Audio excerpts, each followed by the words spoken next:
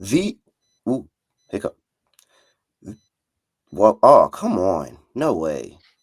No way. Yeah, you got to do the read. No, but I mean, if I could, no way. Scott, we were just talking.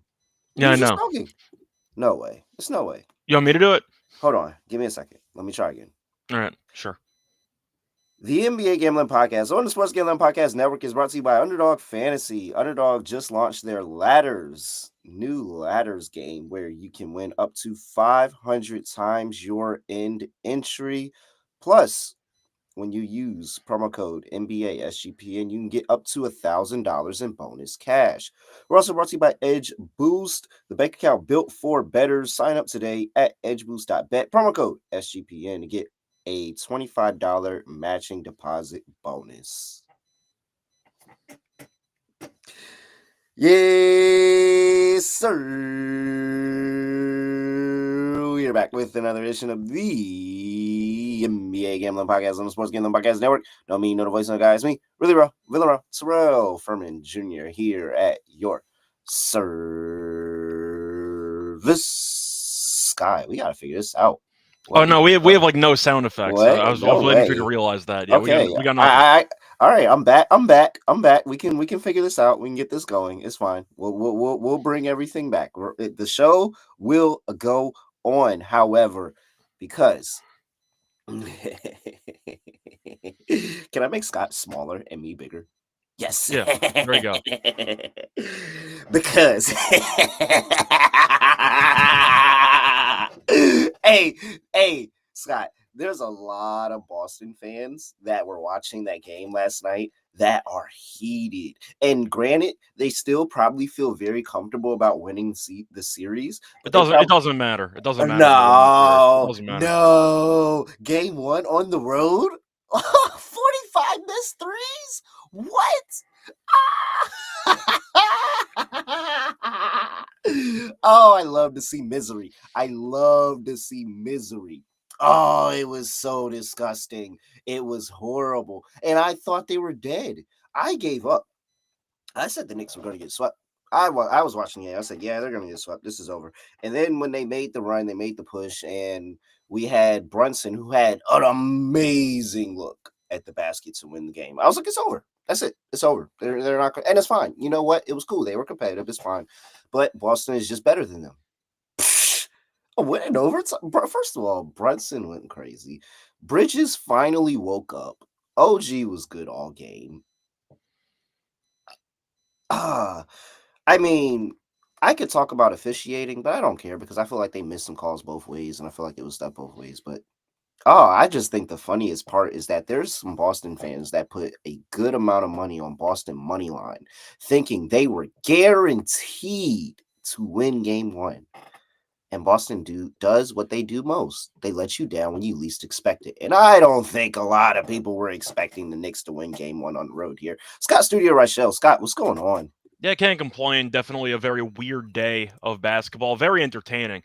Where you had, just kind of summarizing the actual, I'd say, conference semifinals right now, you had 3 teams that were viewed as being the main or only contenders to win the championship. And they all lost game 1 at home. The Celtics, the Thunder, and the Cavs all lost game 1 at home. So it's definitely a weird type of, I'd say, development that we've ended up seeing.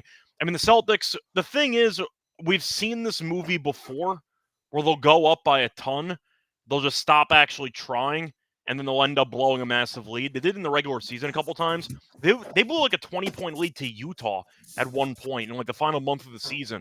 They won the game in that case, but the point is, I'm not surprised when I was watching the game unfold, watching Tatum refuse to go to the basket, watching all of the Celtics players just take turns. I mean, all the Celtics players took turns just playing hot potato on the three-point line, chucking up bad shots. And once that happened, you kind of realized, are they ever going to go to the basket? And I guess the answer was no, and the Knicks were slowly chipping away. The Celtics scored 39 points in the second half, not including overtime. It was awful. And the problem is, I've seen this before. We've seen this before with Mazzulla, who I've called the worst coach in NBA history with a 20-point lead. I've called that before. Don't get me wrong, you want to be up 20, but if there's a coach that'll blow it, if I had to pick one, but it was a disaster. And the only thing I guess that kind of saved Boston in the media circles was what happened in the late game. Because now I had to spend the morning thinking about which collapse was worse, the Celtics one or the Thunder one, and I actually don't know. You can make an argument that it's like equal. I think I'd go OKC. I think, but The you can hater, make the an hater argument. in me wants to say, the hater in me wants to say Boston. At But least like, Boston okay, blew it in the third quarter, like early fourth. The Thunder were up 10 with 2.5 to go. I think that one's probably worse because the and it's coaching like, decisions were awful and by Dagnall. yeah, and granted, fouling up three was not the problem. He's done that all year. And I think it's funny that who was that said that in the chat? Because where is it? Where is it? Oh, there it is. Yeah, shout out to Ginger and Lucy. Still don't know what Scott's boy Dagnall was doing At no fouling point up do I three. remember Dagnall being my guy. At no No, point do I Scott, remember but that. Scott, if you are objective and are watching the show, you do give Dagnall a lot of praise. You do think he's a good coach. You may not want to admit to him being your boy, but you do give him a lot of praise. So that's Did I why I give him thought the it was praise or funny. the Thunder the praise for winning Oh 68 nah, I games? don't know. Well, apparently it's Dagnall because I thought it and Ginger and Lucy thought it. Like, Okay, well, so either way. it might you may not notice it, but I thought it was funny because I thought that same thing when it happened in the moment. Like, oh dang, Scott's dude fouling up three lost them the game right I there. don't know. I never really thought of Dagnall being my guy like that, but okay, I mean, No, no, but I think it's I funny. like him more than other coaches, but maybe I just haven't been able to criticize him that much Mhm. because they've won almost every game. Pretty much. And I think that's what it is because it feels like you say a lot of good things about him. That's why I just thought that comment from Ginger and Yeah, Lucy Ginger was Lucy funny. admitted that they just made it up. I just never said that. But okay, yeah. So that, yeah, just messing with you, I guess. I don't know. I feel like I was thinking Once in the moment. again, I was like, just dang, that's Scott's boy. He because fouls up normally three. I criticize coaches when there's a massive choke job, but the Thunder won almost every game this season. They won 68 games. And doing the So, exact same thing that they did last night, fouling up three. Like there's been so many situations where they fouled up three and it's always worked out for them. And then you just kind of find the one where it didn't. And it just came in one of the worst moments, which is game one of the semifinals in the playoff run that you're trying to prove yourself at home. So yeah, that's horrible. That I don't know why they fouled in the backcourt. That was weird. I mean, I guess you're trying to foul before, and I think that's probably what happened in the huddle. Hey, foul before they get a shot up. Foul before they get a shot up. But like, don't foul all. Like, at least let them get to half court and before they go up in the upward motion. But I don't know, man. I'm not concerned for OKC, but that was just a horrible collapse. That should have never happened, and that just proves like the little things about OKC that make me scared that they're not a championship winning team this year. yeah, so I wasn't sure if we were done talking about the Celtics or not, but I had to at least bring up the Thunder. I think we're done Oh, with I'm Boston. done. Yeah, Yeah, I'm done. I think we're good. I, But either I way, I've gotten enough laugh. I'm probably gonna laugh again before the show's over. 45 missed threes is crazy. But anyway, the Thunder game, you could argue that choke job's worse.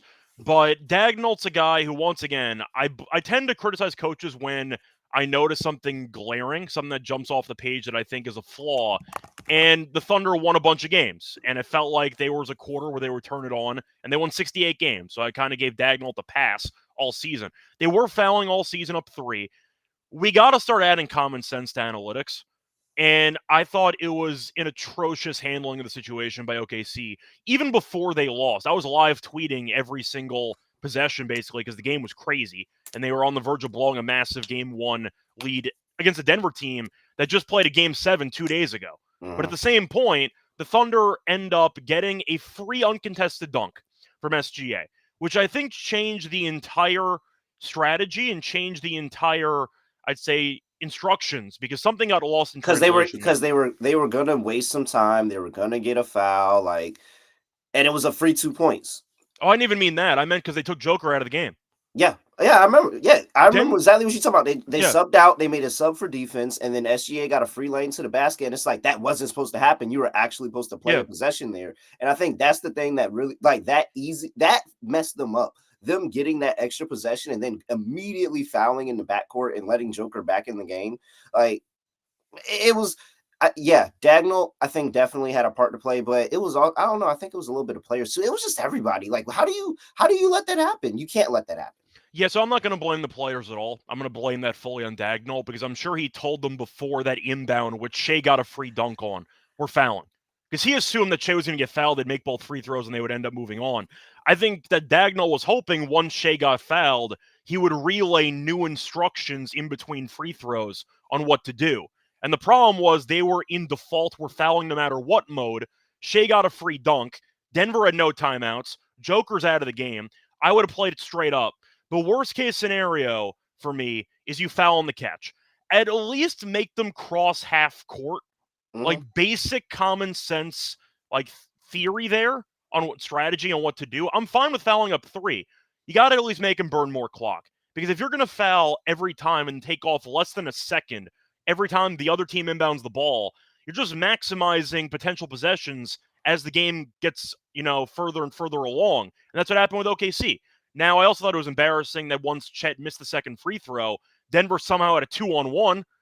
I don't know how nobody got back on a missed free throw. I thought that was kind of crazy. But I think Dagnall butchered the entire game. And I do think that you're looking at the worst case scenario for that whole situation. It wasn't even the Dagnall decision not to, once again, maybe play it a little bit smarter down the stretch. He doubled down on it. He doubled down in the press conference. He said that he defended every foul that they made, and he thought that they made every right decision. Are you out of your damn mind?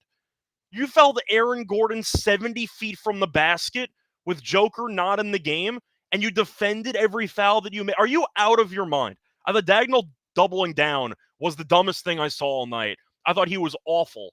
And if you want to make some segues into some player stuff, to be honest, I did think Denver had a bad matchup against OKC, and they did for about 42 minutes of that game, give or take. But they always hung around. It's what Denver does. They hang around. Joker had a monster game. I mean, Joker's just insane. One of the best players I've ever seen play the sport. But I do think if you're asking me right now, out of the 2 series that I saw, which team I'm more concerned about in this series, Boston or OKC, I'm actually more concerned about OKC. Because this team, despite winning 68 games, somehow has no idea how to close games. That was embarrassing. They did everything wrong down the stretch. I can't say one instances you have no idea how to close games. You had one game of a bad decision. Like, oh no, but if you look at actually all the advanced numbers of the regular season, the Thunder in close games in crunch time are actually below average.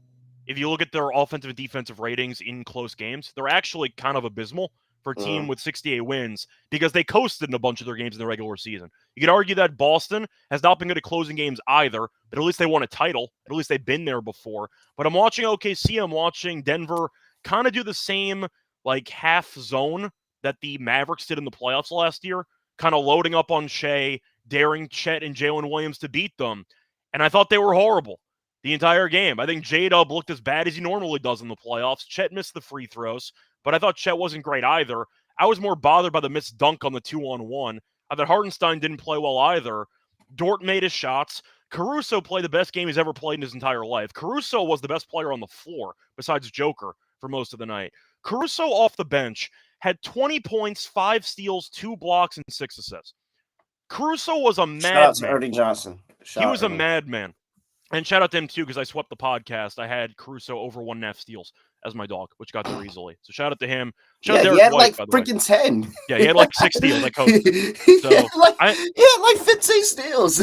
I ended up sweeping the podcast because I had Derek White points and assists, who was not very good either, but at least he took enough shots to get there. So that worked out for me. But just watching them play, the thing Denver always has in their back pocket with Joker, they should get better looks down the stretch than the opposition. That's normally what they thrive on.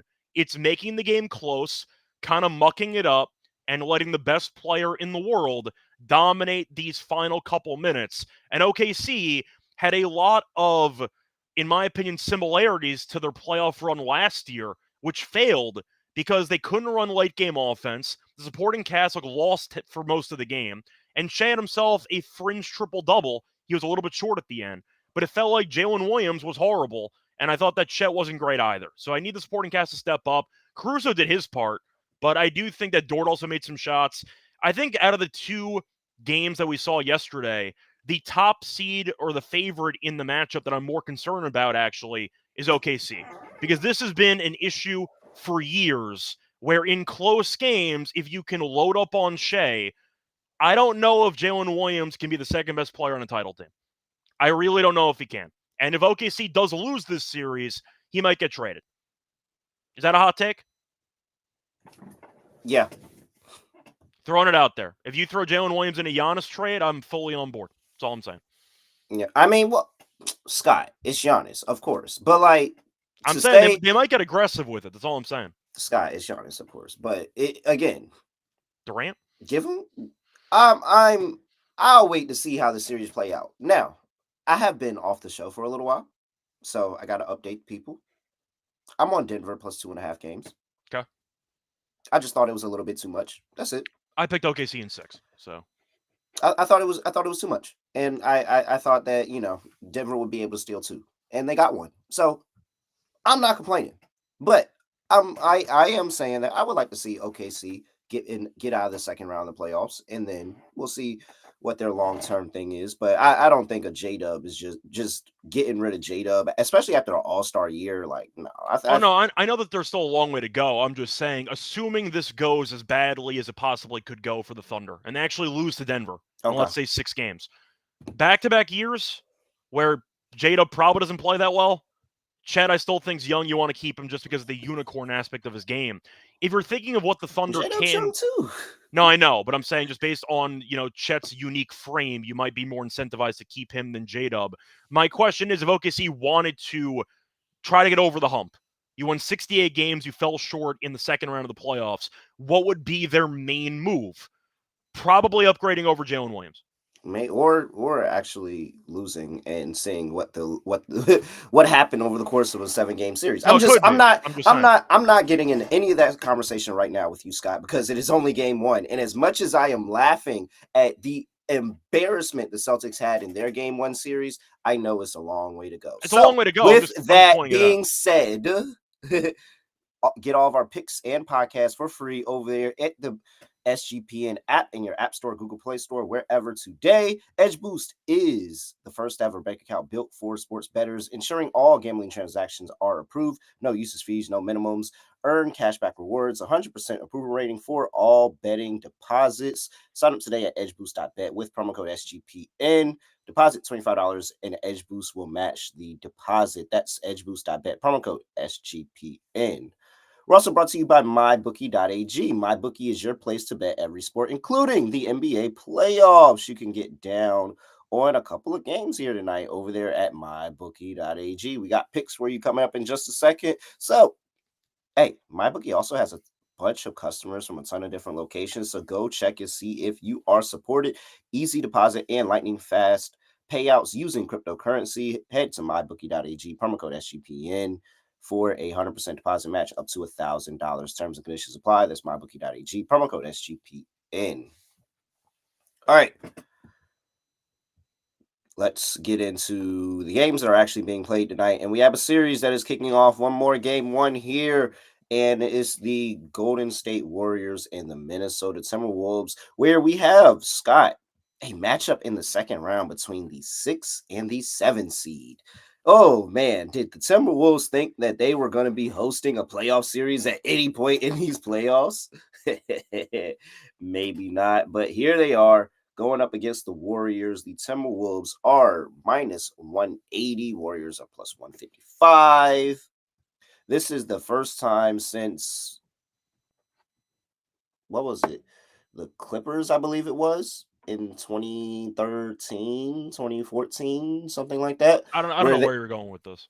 That they were a dog in a series. The okay. Warriors have not been a dog in a series since the Clippers, and I want to say 2013, 2014, something like that. So it's been a very, very long time. You mean when they lost in the first round? Yes. I think that was 2015 because they won the title the year after. Actually, they won the title the year after, right? I think they won the title in 15 because 16 was the. They won 15-16, and then I thought that. Oh no, it was 16 technically. It was 14-15 because 14-15, then 15-16 was the 3-1. Okay, that's right. Okay. Freshman year at A&T, I remember. Yeah. All right. I was in middle school, I think. What? No, you weren't, Scott. When they lost to the Clippers? Oh, when they lost to the Clippers. I Oh, think I was okay. in 8th grade. Oh no, not when they lost to the Clippers. Wait, no, wait. That still feels like that's off because I was In a freshman. 2013? I was a freshman. I was 16. No, so then okay, so maybe I was in Yeah, early yeah, high school. Scott. Yeah, You're okay. only a year Yeah, right. younger than me. What are Yeah, you? right. That's fine. What are Yeah, you so I was in high doing? school. Okay, What are fair you enough. doing? My bad. My bad. Yo, who do you like for the series, man? What's up with you? I don't know. Why did I think that I was in middle school for that? What? I'm like, why are you in middle school? Because I remember I was rooting for the Warriors with David Lee, and they ended up losing to the Clippers in Game 7. But I don't Oh know. my gosh. I got my years mixed up. Anyway, well, I do want to ask you, though. I know that Minnesota has home court. Apparently, the home court doesn't matter because the home teams can't win in this damn round. Nope, sure doesn't. So you think 180 is right? Because I don't know if home court matters. No, I don't think 180. I don't think 180 is right. I think that in any series, I basically peg the Warriors for one road game. I mean, they've been so good at it. It's like one out of their last whatever series that they have not been able to win a single road game, but they've won one in pretty much every series with this Steve Kerr Yeah. regime. And so I feel confident about them being able to do that. I think that there is still going to be an issue with Rudy Gobert, much similar to what Steven Adams was giving them problems to in that first game. But if they can get in his head, kind of neutralize that and figure out maybe we see a little bit more Looney to match up with them. But Draymond had a great defense on Şengün in that last series. One-on-one, Şengün would go at Draymond and he would not put the ball in the basket. And that's why Şengün's numbers started to drop off a little bit. It's because the Warriors stopped doubling him and he passed out and letting him pass out of it. And he's actually going one-on-one with Draymond, and Draymond stood his ground. So I'm interested to see if that's what could happen with Julius Randle here, because I would say Julius Randle was a big part of why they were able to dominate that series against the Lakers. He had 22 points in the series. Hasn't had 22 points in a game against the Warriors yet, I don't believe. And he's really actually struggled against the Warriors, 15 points per game. And I think Ju has to have a good series. I don't think Ant can carry them to a win in a series against the Warriors without Batman Robin or some type of B type player there with them. And if Randall isn't going to be consistent, we may have some big Nas Reed games here. Again, the size of the Warriors, I think, really is going to be an issue. I think that they'll win something. I think Ant is good and they're going to win something. Is it going to be enough? I don't know, man. It just seems like this could be another 7-game series where we get to the last game and I'm like, oh, well, here comes some Warriors magic. Yeah, I feel like I'm kind of on the same page here. The thing is, though, I do think that when you're looking at Golden State and how they survived against Houston, we both did pick Golden State in 7, by the way, so shout out to us for getting that right. Yeah. Did they look good for like half the series? Not Nope. really. Like Golden State got by because You Houston. you only need You only need to look 4 good. games. You only need 4 to go your way. You don't need 7. Only need 4. You only need 4. But I mean, watching Golden State though, with them almost blowing a 3-1 lead, I compared to the Sacramento series, it kind of followed that same trajectory the entire way through. But Curry, we know, even though he was being double teamed pretty much every possession, still had himself a solid game in the end in Game 7. We saw Buddy Hield have a monster game of his life. Butler's been very good as well recently. Draymond even at 16 points in Game 7. I still don't like their supporting cast at all, and I feel like that's still a problem. And you can make the argument that based on mentality and based on physicality, can we say that Minnesota is a better version of Houston, or you think that's stretching it a little bit?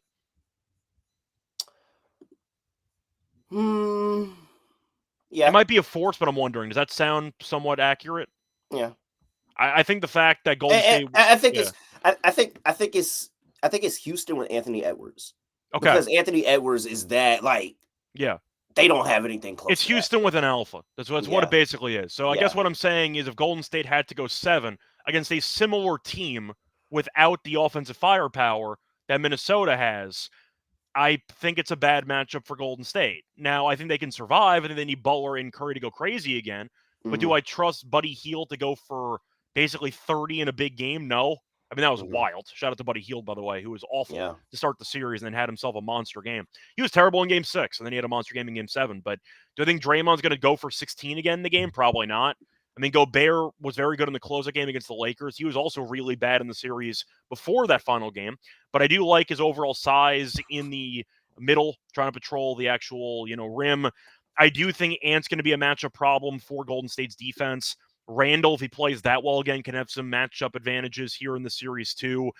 It just comes down to Golden State having significantly less depth than Minnesota.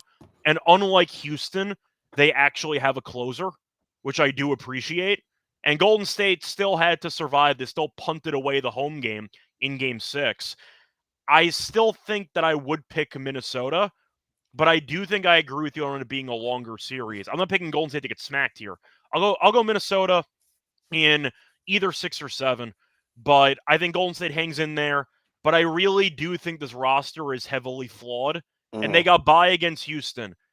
I don't think they'll get by against Minnesota doing the same thing. They have to play a lot better than they did against Houston, So and I'm not sure they're capable of doing that. let me devil's advocate. What if it was just the Lakers and we are wrong about Minnesota in the fourth quarter? Okay, could be. And they come back and they go back to being a bad fourth quarter because there were multiple opportunities for the Lakers to win games. Yeah, They there just were. folded in the fourth quarter. So Mm. maybe we get Steph, Jimmy, masterclass in a couple of those games. And first of all, let's talk. Well, let's do that. So let's finish up the series preview because I'm about to jump into the game 1 So you're preview going Golden because State in 7 again. yeah, I'm still going Golden State in 7. Okay, so I'm going to go Minnesota in 7. Okay, love that. Love that we can. Oh, I hope we get. Well, I don't really hope we get another game 7 because I feel like at the end of the day, the question remains for me, and maybe it's why I did not think Minnesota would beat the Lakers. I was not sure if Ant would go into a series against LeBron and Luka and be the de facto best player in the series. And he was. Mhm. And I think the argument is if Minnesota can load up on Curry, yes, Butler can have a solid series as well. Do I think Ant can be the best player in this series? And I think the answer is yes. Yeah. And that's why I'm going to take Minnesota, even though he was really bad in game 5 All right. against the Lakers. So there you go. So you're on Minnesota in 7. I Yeah. am on Golden State and Golden State in 7. We're picking a war either way. I'll just give Yeah. Minnesota. Yep. So expect a long series, and I'll go ahead and take that and transition into the game because you're looking at the line here, and Minnesota's laying 6.5 points now. It was 7 last night. It's come down to 6.5. 210.5 is total. That's actually gone up. It was at 209.5 last night. You look at the injury report here for both of these two teams, and you've got Gary Payton, who is questionable with an illness, and he could be missing the second straight game because of that. And then for Minnesota, pretty clean injury report. You still got Rob Dillingham out. So I think it's a lot of points. I think that we could see a back and forth affair, a war, and it could get close in the fourth quarter. And I mean, you give me 2 possession buffer. I think that the Warriors can keep this within 2 possessions. And I'll say it. Granted, I was wrong about the Lakers, completely wrong about the Lakers, but I still think Minnesota all season has just shown me those numerous times of flashes that they absolutely have no idea what to do in the fourth quarter. And the difference here is that the Warriors are a better defensive team. They are very, very good in their defensive sets when it comes to closing games. Very good when it comes to trying to close games, especially when they have Steph and Jimmy on the floor at the same time and they're able to go out there and play. I think that this is the revenge series for Jimmy. And I think the attention that Jimmy is going to get with everybody in Minnesota not wanting Jimmy to get that moment against Minnesota is going to actually open things up. Steph has averaged 30 over this team all year. Like, I think this could be a close game in the fourth quarter. And if you're telling me it's a close game in the fourth quarter, give me the points. I'll take Golden State plus points. Yeah, I feel like question for this game itself. First of all, does home court even matter anymore? Because you're probably pricing in a couple points. The road team, by the way, 6-2 straight up in the last 8 games of the playoffs. Of the overall Cash. playoffs, the road team's won 6 of the last 8 games. So there you go. Cash. I do want to point out for the series, the question is Golden State's off of game 7. Minnesota's been off for a while because they beat the Lakers in 5. And the question is, do you factor in rust over rest? And we saw Denver in a Yep. similar spot yesterday. Bit different because they were up by 30 in the third quarter against the Clippers, but still, the point is they had a war. The Thunder hadn't played in a while, and the Thunder looked very good for most of the game. But it turns out it doesn't really matter that much because if you're good enough late in games, you can find your way back into it and find a way to worst case scenario cover. And I do think that for Minnesota, they blitzed the Lakers in game 1. I'm not going to overreact to that. I think that once again, McDaniels and Reed had a crazy game 1, and that's why they won by about 20. But I do think for the sake of this matchup, I think I'm going to go with the Warriors as well. I think 6.5 feels like too many points. You could argue Golden State maybe rolls over after the game 7 and kind of takes a nap. I don't buy that. I think Golden State knows how important it is to actually steal home court, and I do think they are going to be very into it from the get-go, trying to raise the intensity, trying to get under Minnesota's skin, and I do think it'll be a close game. Maybe it's just because of how the playoffs have been trending recently. I really don't want to lay points with anybody, let alone 3 possessions. I'll pass on that. I might blindly start taking dogs here because the favorites have been overvalued like crazy over the last week and a half. And Yeah. home court, as I said before, doesn't matter. And I imagine it's still being priced like it's worth 2 or 3 points, which is definitely not true right now. So give me Golden State plus the 6.5. All right. I'm going to ask you, though, about the spreads. How much do you think home court is priced into the spreads, and how much do you think it should It's be? priced and it's priced and it's I think probably it's a still 0. Oh, you think it's not priced into it at Oh, no, all? I think it's priced into it. I'm saying I think it's worth 0. Oh yeah, no, I think it's worth 0. I think I for one, I don't think home court has meant anything outside of maybe Denver, Yeah. just because of the elevation and the that. But like, I really don't think home court means anything to these grown ass NBA players. Like, you're a grown man.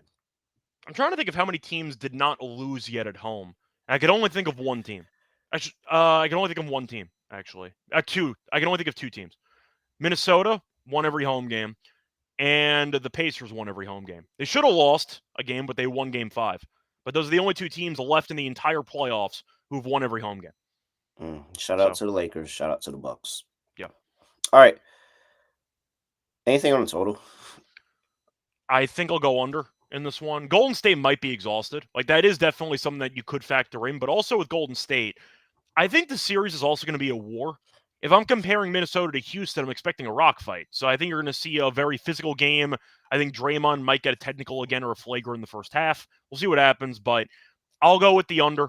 I think it'll be a physical game. I think the pace will be slow. You mentioned the fourth quarter. That might result in a very, once again, ugly couple of minutes for Minnesota or Golden State down the stretch. I'll go under 210.5. Total feels a bit high with what I'm expecting, physically speaking, from these 2 teams. I think this game finishes somewhere in the 200s. I'll go with the under.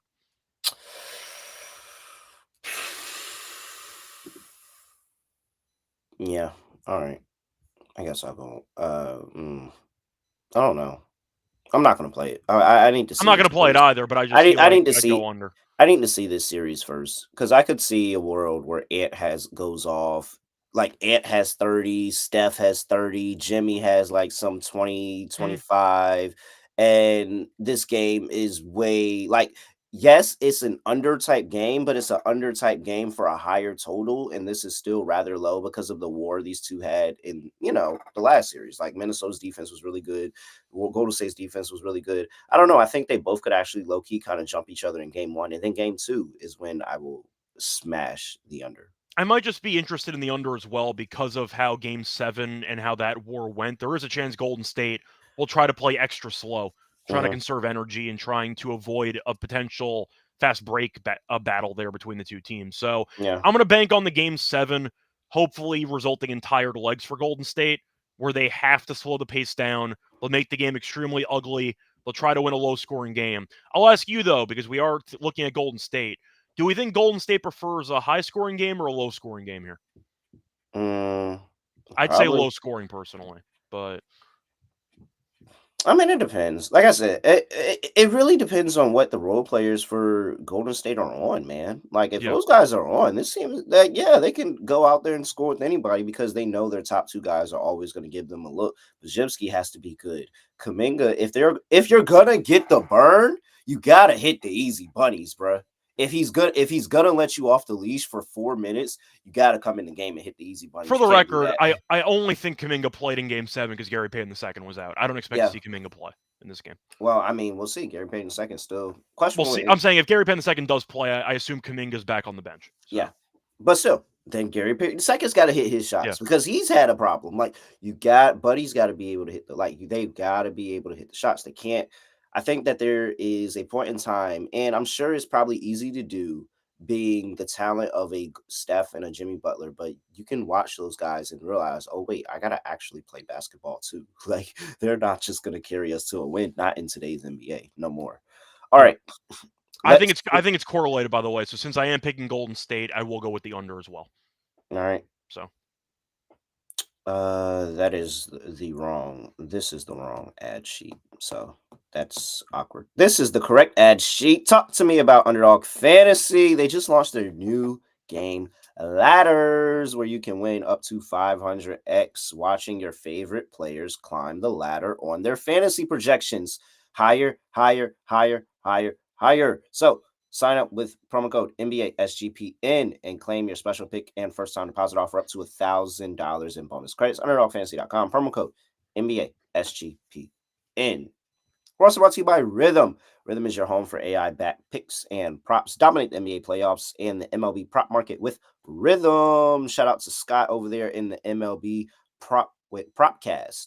Is that it? MLB Propcast? it's just the MLB gambling podcast, but same thing. It's fine. Oh, okay. I thought y'all had Okay. a for the props. I thought y'all had a new No, name. we just call it the MLB gambling podcast prop show. That's all we Oh, call okay, it. the prop show. All right, well, shout out to the MLB prop show, the MLB Gambling Podcast prop show, and they handle things, get it done. Shout out to him, shout out to Adam, and also 7-day free trial from them. Shout out to them for giving you a 7-day free trial to Rhythm, sportsgamblingpodcast.com/RITHMM to get that 7-day free trial. And you can also get an amazing deal, 25% off monthly subscription, promo code SGPN25, and 50% off annual subscription with promo code SGPN50, all courtesy of Scott and the MLB Gambling Podcast and their prop show. So head over to sportsgamblingpodcast.com/RITHMM. Use that promo code SGPN25 or SGPN50. Get your 7-day free trial over there at Rhythm. All right. Next game up. This actually probably should be pretty quick. We might be getting out of here early, Scott. Okay, the Indiana Pacers are actually up 1-0 on the Cleveland Cavaliers on the road here in Cleveland. Game 2, the line is down to 8. 229.5 is the total. The injury report is I don't feel like I said that right. The injury report is the biggest thing here because it actually really played a big factor in game 1. Darius Garland is still questionable with that toe injury. He's missed 3 straight games. We'll see if he's able to play. We've got DeAndre Hunter, who left the game with a thumb injury, and I bet on him to have 12.5 points. He finished with 11. So I was pretty annoyed about that, but he came back into the game and just, didn't end up getting to 13. Cardio. And then you had, well, he did actually hit a shot late to make me sweat it a little bit, but it was it was too late. No, but you knew it was bothering him as soon as he came back. Yeah, man, it's pretty annoying. And then my guy Evan Mobley also tweaked his ankle in game 1, and so now he's questionable.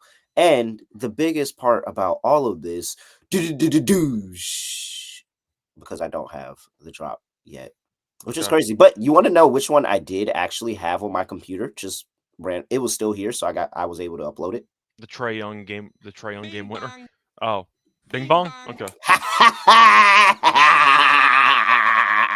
I don't even think we had the Bing Bong on the StreamYard. I don't think we had Big Bong on the StreamYard. I feel like I used it a couple of times. Okay. Oh, man. Felt like Seth Rollins there. Here we are. Cavs laying 8. 229.5 is total, and you now have all 3 of those players that I mentioned. Well, I feel like something sounds off. Do I sound good? I heard some of them miss shoot around. No, you're fine.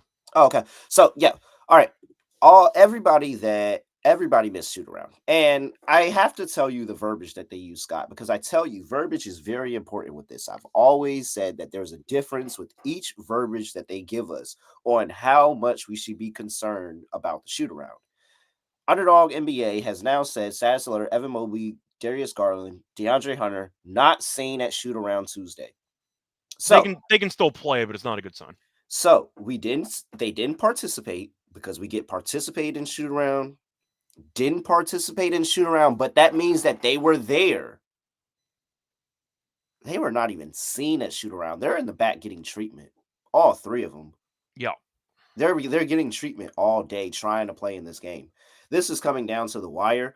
I can't give an accurate depiction of what I think is going to happen in the game until I actually know who the Cavs are putting out there. So if you were to ask me right now, what are you doing with this line? Yeah, take the Pacers because the Cavs are missing 3-star players right now. And as of right now, according to them not being at shoot around, it doesn't look good. Yeah, pretty much. And Garland had days off after the sweep, which he missed the last 2 games of, by the way. And he still didn't play game 1. So Garland has an injury that I think is more serious than they're talking about. Mobley tweaked his ankle, which you might play through, but we know that as the defensive player of the year, you need his actual lateral quickness to try to help rim protect. That's going to be a big deal, too. The thing is about the series so far, we've seen a couple fluky wins. The Knicks win, pretty fluky. The Nuggets win, pretty fluky. This was not fluky. Indiana kicked their asses on two separate Yeah. occasions. They were up by a ton early. They blew it. Mitchell kind of took over the third quarter late. And Indiana said, fine, we'll do it again. And they opened a massive lead again. So that was definitely a domination. Really, that's what I want to call it for game one. I thought Indiana played extremely well. I'm going with the Pacers. Not even just because of the injuries, but because I said a second ago, I'm really fed up with laying 3 possessions in the NBA playoffs when home court, I don't think actually matters anymore. So give me the Mhm. Pacers plus the points. You mentioned the shorthanded potential situation there for Cleveland. Even if they play, I don't know how well they're going to play. That's a separate concern you have there. Mitchell, we know that Mobley covers up a lot of holes defensively for this team. Garland, I still don't know what his story is, but Ty Jerome is a lot better as a sixth man than he is as a starter. I'll put it He's that not running way. the offense. That's the issue. Ty Jerome can go out there. He can get to his spot sometimes. They, bring some pressure. He shows why he's not a starter in the league. It shows why he's a bench player, but he's still really good. But the Correct. issue is that he doesn't run the offense. No. Garland runs the offense. Garland pushes the tempo. He slows the tempo down. He dictates the pace of the game. And Ty Jerome is just not able to give them that. Like, in whatever starting lineup of Merrill and Donovan Mitchell, not able to give them that. That's why I thought Evan Mobley probably could have had a bigger game than what he had because he didn't have Darius Garland to run the offense and get him the ball in favorable positions for him. Oh man, I mean, they really it looked bad when Garland wasn't out there. I'm willing to give the Cavs a second go around without Garland and see what they look like the second time around. But it looked pretty bad with Garland not out there, and the Pacers somehow hit every single shot. I They don't did. think they're going to hit every single shot this time around. So while I'm not 100% on the Pacers, and I'm definitely not on the Cavs. I think that this is a situation where one, I'm playing this. I'm not even playing anything right now. I'm waiting all the way up until game time to figure out what's going on with the Cavs injury report. And then I'm probably still waiting until sometime mid game to just see how this game goes because we could probably get a better number on the Cavs where, hey, maybe the Pacers do actually go up in this game. And then the Cavs and Donovan Mitchell, much like he did in that last go round, settles them back down in the second half. They make it a game and then maybe actually get a win this time. So I'm thinking of a live bet towards the Cavs, maybe, but it's really a lot of the total for me. I feel like if I get those players playing, I feel comfortable about Indiana not hitting every single shot. Does Indiana keep it close? Does Indiana might make an upset? I don't know. But I feel confident about them not hitting every single freaking shot this go around. So I'm waiting. I'm waiting on this. And then I'm probably going to end up taking the under on either Pacers team total under or the under for the game. Yeah, so just for the actual stats behind it, Indiana in game one shot 52.8% from three. They made 19 3-pointers. So they shot the lights out. Cleveland was horrible from three, as they were 9 of 38. So I can handle some regression. Once again, they won by 9. I need them to lose by less than 8. I'm fine with that. So I think that once again, Cleveland could win a close game here. But I do want to ask you a question, which kind of is going to go back to Ty Jerome for a second. Do you want to guess? Cleveland attempted 98 shots as a team. Mhm. Do you want to guess how many shots were only by Mitchell and Jerome? It was, I know the answer. It was 50. 50. Yeah, they took More 50 than shots. half the shots came from Jerome and Mitchell. Mitchell, Yeah, I they took understand 50 because he's going to shots. force some stuff, and he couldn't hit a shot from the outside to save his life. There's no way that Jerome should take 20 shots in a total of 29 minutes. Yeah, 20 shots in 29 minutes is crazy behavior. Like, yeah, that's nuts. And that's why Garland needs to play. Because Garland's actually willing to defer to get teammates involved. Jerome can do that, but he's a shoot first guard. And I feel like they need the extra, once again, willingness to get teammates involved. Getting 50 shot attempts from Mitchell and Jerome, who's coming off the bench, by the way, is insane. They got to fix the overall distribution. But without knowing the injuries, as you said before, I can't bet anything early. But I do think Indiana has some value because they look good in game one. I think it's going to be a tough matchup. And I do think that it's a lot of points to be laying with a team that might be missing 3 key pieces. So, yeah, yeah. That's rough. That's rough. Tough for the Cavs. very. Horrible spot to get injuries like that. But like 3 key pieces, like I can't do nothing with you. As much as I like the Cavs, and I really think they should wax this team, this could actually be the situation where the Cavs go down pretty big in this series. they get healthy, and then maybe they go and make a run at the end. And this is one of those comeback series, but I don't know. It looks horrible for Cleveland right now, which also means, unfortunately, this looks amazing for Boston. Also to point out, it also looks good for the Knicks if you want to play that card. But still, point Hey, is, hey, just throwing it out there. Just throwing it out there. hey, But Scott. Hey, just he saying. said it. I didn't say it. He said it. I'm just saying, if you want to make the argument, yeah, you can say that. But the last thing that I will add for this matchup itself, All right, I'm sorry. it's all good. It's fine. I do feel like, once again, the last thing that I'll add is that Indiana, you know what, with a lot of teams going around that seem to be falling apart, Indiana's actually been kind of keeping it together. So props to Indiana. We'll see how they end up doing in the rest of the series. For Cleveland, if Hunter does play, I'll take his unders. Dislocated finger, I'm going to dare you to hit some shots. I'll go with DeAndre Hunter under on his props if he plays in the game tonight. All right. For the record, I am still picking the Celtics to beat the Knicks, but I have to at least say the Knicks have a pretty solid situation if the Cavs go down 2-0. Throwing that out there. Not going to write them off easily. It doesn't hurt me.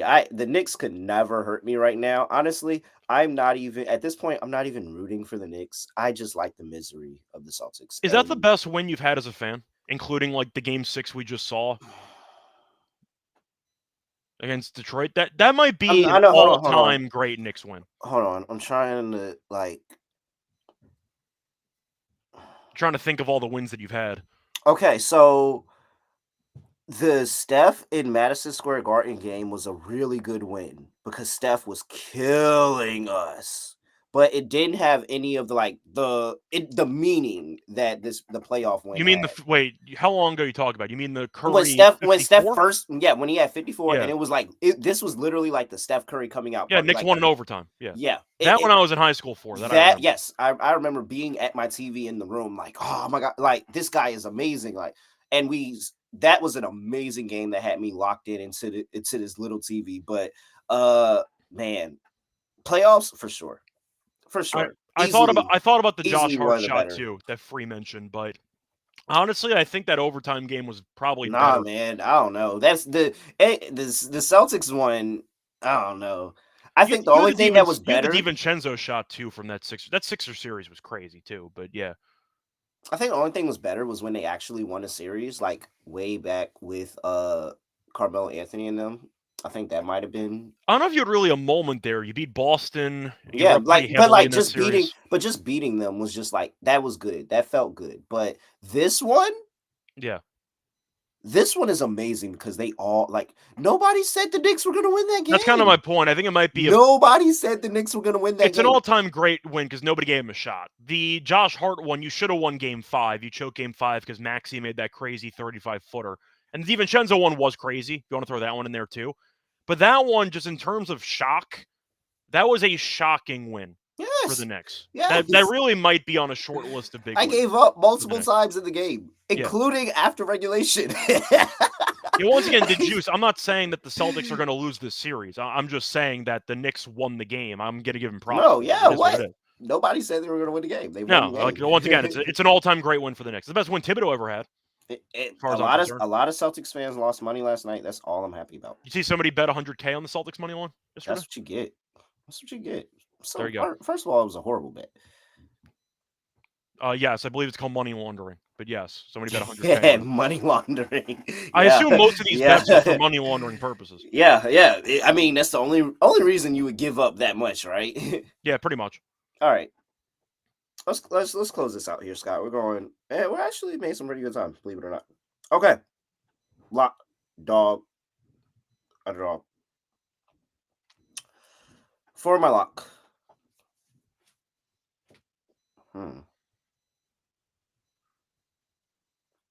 Do I trust you, Golden State, to just go ahead and lock it up? I thought they were going to be your dog, personally. I mean, it's going to be something. I don't trust them outright. I mean, I guess all the game ones on the road get the win outright. Come on, somebody's gonna. And I actually think Minnesota could. I mean, I thought the same thing yesterday in OKC choke. So I guess we're just adding games here. Yeah. So, give me Golden State plus 6.5. Okay. No, wait. I want to redo that. Okay. Timeout. Mulligan. Yeah. Let's think about this again. Hold on. So let's go lock Pacers team total under 110.5. Okay. God damn. They're not going to get they're up one game. They have home court again. I got to think they're going to let down. Maybe they not lose the game. Maybe they not cover the spread.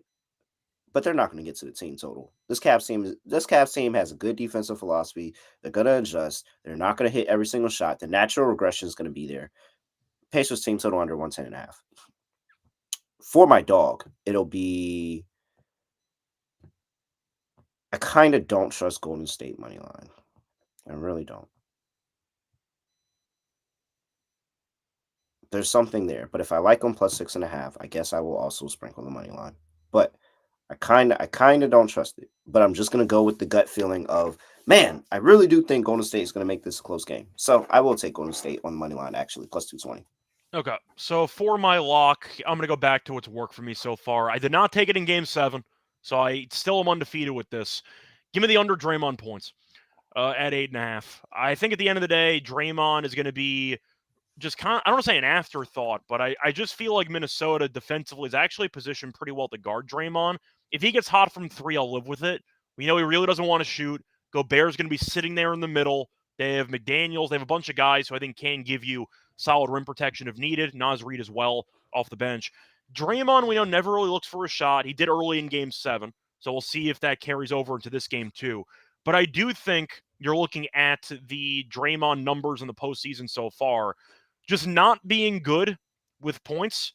He's actually gone under 8.5 points in every game, including the play-in game against Memphis, besides Game 7 against Houston. So currently he is 7-1 to the under on this point total in the postseason. Good enough for me. Give me the under on a Draymond points at 8.5. I see that available at minus 120 on DraftKings. So I'll go with that as my lock. For the dog, I talked about it before. If he doesn't play, that's fine. But unfortunately, I don't see an alt line for the under. So I don't know if you're going to let me take it. I don't have a number, but can I take an alt line on DeAndre Hunter under his points? Or can I not take that because I don't see a price? I don't even know. I don't know because nobody offers alt lines on unders anymore. That's a damn shame. Yeah, after the betting stuff, nobody does that anymore. What a waste. Okay, you know what? Fine, I'll switch it up. Give me DeAndre Hunter under 1.5 made 3-pointers at plus 140. I'll dare the guy with the broken finger to hit some shots. Oh, yeah, you really caught that one at the peak, too. So, there you go. Plus 140, DeAndre Hunter to suck at shooting with 9 fingers. That's what I got. He only made 1, by the way, in Game 1. So, even with a decent offensive game with 11 points, he only made 1. So, I'll go with that as my dog play. Is a thumb a finger? What? I don't even understand the question. There's 10 Is a fingers. thumb a finger? Yes. So we count it. Yeah, well, I mean, I get it. You could argue the thumb's the most important finger. No, I know it's the. I mean, I know it's okay. So we're agreeing that a thumb is a finger. Why would it not be a finger? There's 5 fingers in each hand that includes your thumb. Yeah, but like, what is happening right now? I don't know. I feel. You know what? You're right. This is like a weed conversation, but we're sober at noon. I don't really know what's happening right now. Yeah, you're right. It is a finger because we have 10 fingers. Okay. I think the point I was making is like everybody doesn't have thumbs, or not everybody, but like most all. What are we? Mammals? Yeah, sure. What is happening? I don't know. I feel like I was going somewhere with that. I really do. I want to know where we're going because right now we're here for the journey. I don't know where the destination is, but I'm invested. See, like that's how I feel. A thumb. I feel like a thumb is a thumb. I don't know if it's a finger. I think it's a thumb. Okay, so I feel like somebody else. But we do have 10 fingers in each hand, so that's where. And when we have 5 fingers in each hand. Oh, God damn it, man! You got to get it together. You got to figure it out, man. They said no. Scott's sober. Terrell's not sober. Scott is the one that's sober right now. Well, I'm trying to remember the last NBA show we did. I did take 7 tequila shots before we went live, and I was fine. So yeah, it's all good. Jesus Christ! It was an engagement party, so you know. They were all drinking scotch, and I said, "Ooh, Casamigos." And I got an early head start on Cinco de Mayo. So there you go. Love it. Good at explaining digits on hands. Appreciate it. All right. The point It's a is, digit. Okay, so is there a so yes. Okay, so is a digit and a finger two different things? no, they're the same thing. They're just different names for the same appendages. It's the same thing. Or why How are we having all these different names for things? Why did I think that? There's a reason that I thought that, and I can't remember why that reason is, and I'm gonna look it up and then figure it out, and then we'll table this discussion. I got an important question for follow-up. Is a big toe a toe? No, that's not the same thing. How's that not the same thing? That's not because you don't use your big toe like a thumb. Because I our mean, thumb is how we grab stuff. Like you can't, like if you don't have your thumb, you can't pick up a cup or anything. Like so, that's why I don't know. It's something to it. I don't know. I are you sound telling me that crazy. you're incapable of picking up a cup without your thumb? Pick up a cup without your thumb. How do you pick up a cup without your You can just thumb? use like the base of your knuckles. You can use the other 4 fingers. Man, What the hell are you talking about? what you use you need No, you thumbs. use it to pick up a cup, but if I didn't have thumbs, I'd still be able to pick up a cup. Your life would be incredibly hard without your thumb. Correct. I never said it wouldn't be, but I would still be able to pick up a cup. You just said you basically just said you have to pick up a cup with your Oh thumb. well, I guess you don't. Well, I guess you. I know you can. What the hell are we talking about? But it's not. This isn't comfortable. This is not. I didn't say it was comfortable. You said it was impossible to pick up a cup And without your thumb. You And I can't. guess if you have a handle, of course it's easy. But like Yeah. this The is not. point This is, is not comfortable. to go back to what we were talking we about, need thumbs. Hunter's thumb is messed up, so I'll dare him to hit some shots. There you go. That's my thoughts. There you go. Let me see here. We went way off the rails there, by the way. Is a thumb a finger? Yes. Hold on, ChatGPT is telling me. Animatically, yes. Thank you. We have 10 fingers. Wait, That but it includes your said thumb. but it said automatically yes. While some people often say 4 fingers and a thumb. Yeah, people say that it's still 10 fingers. You have 2 thumbs. But medically speaking, the thumb is a finger, just a special one. Okay. Yes. Thank you, ChatGPT, for not making me feel horrible. You're gonna get roasted in the comments, by the way. Oh yeah, dude, it's gonna be. This bad. is rough. It's gonna be so bad. I might ask. It's gonna be so bad. Honestly, I might ask Kohler to clip this entire conversation. It's gonna be social so media. bad. Oh, I feel like rough. Kobe. Like I really feel like Kobe right now. Yeah. I'm gonna ask Kohler to clip this. We'll just have it as a separate video on the channel. Oh man. See, look, people are all right. So there's more people that I'm happy that there are actually more people that want to make this an argument. I feel like that it might not be an argument, but I'm fine arguing for argument's sake. All right, we got to get out of here though. For the record, they're not arguing. They are just mocking you by using different terms. They are not arguing on your behalf, just to be clear here. What? So there we go. They are 100% not agreeing with you at all. I think somebody. Just to be clear. So yeah. Look at, and here comes Brian. Is it his shooting hand? Great question. It's his right hand, so yes. Yeah, it is. It is a shooting hand. All hand. right. That's it. Scott, anything else before we get up out of here? Yeah, we got to do Underdog. Oh, yeah. Well, let's see. I don't know if you want to recycle Hunter stuff, because I feel like fading the guy with the injured shooting hand's probably the move. Do we really think he's playing? Like, is this just a... If he doesn't, then avoids. Yeah, but I mean, like, are we just... I'm just saying, 1.5 made 3-pointers at plus 140. Void or not, I'm taking it. There's a chance that he plays, realizes he can't go, and they bench him. It's 1.21x on Underdog. Yeah, I like it. All right, let's throw it in there. Ooh. I thought about Halliburton assists, but the shooting variance is a bit concerning. But he does walk into 10 assists basically every game. I thought about the double-double there for Halliburton. Steph has been shooting the ball crazy against the Timberwolves this season. Jimmy has a revenge game. Excuse me. Dante DiVincenzo has a revenge game. Naz Reid is a matchup problem. Do you want to do Gobert? Do we dare trust Gobert? I'm not doing it. I'm not doing it either. I don't have the strength. Yeah, I'm good. I can't do it. I'm fading Julius Randle today. I took that on another show as well. Okay. We can do that if you want to use that. We didn't talk about Randle today. Yeah, because I mean, you just look at his game log and he's averaging 15 points per game against the. Thank you. He's not, but thank you. So you got Julius Randle here, who's averaging 15 points per game against the Warriors. I talk about it. Draymond's actually been really, really good defensively. Did I think he Yeah. was Defensive Player of the Year? No, but I thought he had a really good year defensively. And one-on-one, he's getting it done, and he's not letting guys get to their spot. He's doing the research and making them uncomfortable in what they want to do. So I think he's going to take the game to Julius Randle and match up with him a number of times here. I don't think Randle's going to have this big get-off game. So, yeah, give me Randle lower, 20.5 points. And if you would like, I'm with you. Ant, it's going to be all Ant, and I just don't think it's going to be anybody else besides maybe some Nas Reed there. Yeah, I'm fine with that. I mean, it is correlated because we're picking Randall's struggle that would lean more into Ant taking a ton of shots. So Yeah. I'm fine So, with that. all right, there's our three. We got DeAndre Hunter, lower 1.5 3-pointers made. That's 1.21x spicy. We got Julius Randle, lower 20.5 points. And we've got Anthony Edwards, higher 28.5 points. $100 gets you $726 over there at Underdog Fantasy. Make sure you use that promo code NBA SGPN. Scott, anything else for people before we get up out of here? Yes, at some point this week we'll have a WNBA episode, so stay tuned for that. Season's in what, 2 weeks? No, it's next week. Next week. So once again, we do have some WNBA content going. A reminder for WNBA, it is on this YouTube channel as well, so you can still find it on the NBA Gambling Podcast feed. Keep that in mind, but we will be having some WNBA episodes either later this week and next week as the season does start. Yep, probably thinking definitely drop one this week. Yeah. Maybe drop one early next week, and then Scott, the 15th, the night before tip-off. Yeah. And all through the league, the creatures are stirring. And if you saw the preseason game between the Fever and the Mystics, is getting testy early. Bonner wanted all the smoke. Oh man, and I hate that Sophie Cunningham is on the Fever. Yeah. Because now she feels.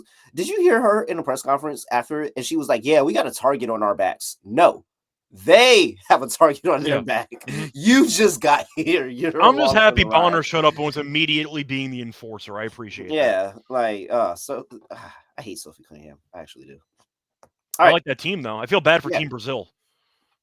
Damn, they had a ball. They had a ball. They had a ball. Did you hear the coach? Did you hear the coach talking to Kayla Clark during the game? They had a ball. They're playing in Iowa, and Clark hits a 40-foot. I'm like, this is just rough for Team Brazil right now. But yeah, they had a great time. All right, with that, he's at Reichel Radio. Matt really __. Make sure you give us a follow, and we will be back tomorrow at youtube.com/NBA Gambling Podcast. Make sure you subscribe, like, comment, all of that stuff.